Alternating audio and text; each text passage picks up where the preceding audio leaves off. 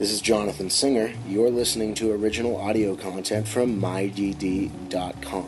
On Sunday, November 2nd, 2008, Josh Orton and I had the opportunity to sit down with actor Tim Daly.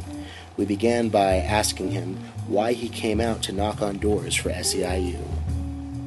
You know, I'm essentially I'm a pretty private person, and I have a lot of friends who have worked for Mr. Obama, who have gone to various rallies and basically stood up and rallied the troops and got everyone all souped up, and I think that's great, but to me it doesn't essentially accomplish anything. I talked to two people today, one of whom recognized me from television, the other whom didn't, and I think I may have changed their minds about who they were going to vote for. Right. So, I think I don't know which is more useful. Standing up and telling a bunch of people who how they're going to vote that they should vote that way, or finding a couple of people and telling them, discussing with them what their problems are and maybe helping them, make a different choce. Is this a first for you? Had you done kind of door knocking in previous campaigns? No, or this? No, this is a first for me. What kind of neighborhoods? Where'd you go? Suburban neighborhoods. Targeting undecideds, basically, and making sure that people who had identified themselves were getting out to vote. So how did you get connected with SEIU's program? Well, I had actually met some people in SEIU through the Creative Coalition, because we do some events together, and they stayed in touch. And my schedule being as crazy as it is, I actually, I've been talking with Wyatt about coming and doing something. I've been talking with John Manulis about doing something in Colorado, and my schedule was crazy. And I finally got to the point where I was like, I gotta go. If I don't do something, I will not be able to live with myself. So I came out today and did what I could. So what was the best reaction you got?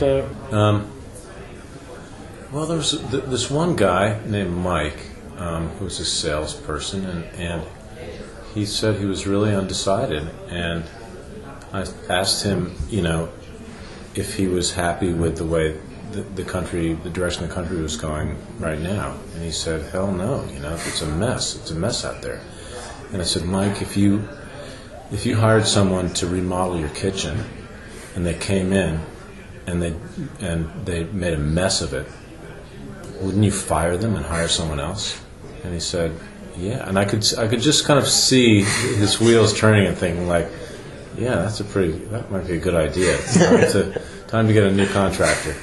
I'll tell you one other story. You're not going to ask me about this, but I don't know if you were here earlier, but one of the other reasons that I wanted to do this door-to-door thing today is that I had this sort of transcendent experience at the Democratic convention at Mile High Stadium. So Obama was speaking, and it was very emotional for a lot of reasons, but it was by any measure an historic event. And it was on the 40th anniversary of Martin Luther King's March on Washington, and I Have a Dream speech. And I suddenly realized, I don't know how I'd forgotten this, that my grandfather marched with Dr. King on that day and attended that rally.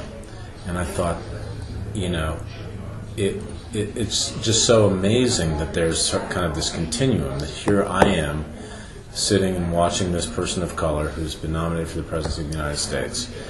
And, there's no such thing as a small effort. I mean, what my granddad did was show up. And, because he showed up in some minute way, he helped push the culture along, to a place where it's evolving. And so I felt like showing up today, I mean, who knows what the effect will be in 40 years, but I think it won't be nothing. This is Jonathan Singer. You've been listening to original audio content from MyDD. For more coverage of the race in 2008 and beyond, head over to MyDD.com. Direct democracy for people, powered politics.